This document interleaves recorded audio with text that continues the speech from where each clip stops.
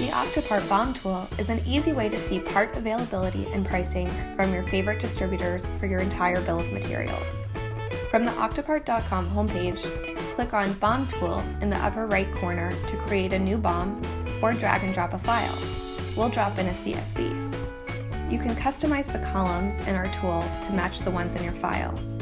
If you make a mistake, you can reselect the columns. Otherwise, click Done Importing. We'll read all the part numbers and quantities in your file and match them to manufacturer part numbers in our system. Colored boxes indicate how easy or difficult it will be to find that part across distributors. Green boxes indicate good availability, orange indicates low availability, and red indicates no availability. Hovering over the boxes will show how many distributors have that part in stock and available at your quantity. If a line has a red triangle with an exclamation mark, that means multiple matches were found for your part number. Click on the triangle to see parts that match and select the correct part. You can save your BOM by signing in on the upper right-hand corner.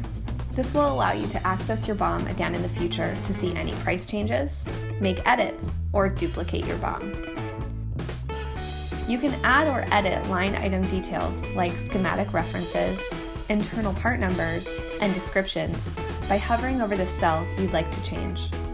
If you have preferred distributors, you can select or edit them by clicking Edit on the right side of the Preferred Distributors section. In the Shopping List section, you can sort by the lowest price throughout all distributors, limited to your preferred distributors, or just select one of your preferred distributors. You can also add custom notes if you like. You can also sort your BOM by matched parts, line item details, and the shopping list columns.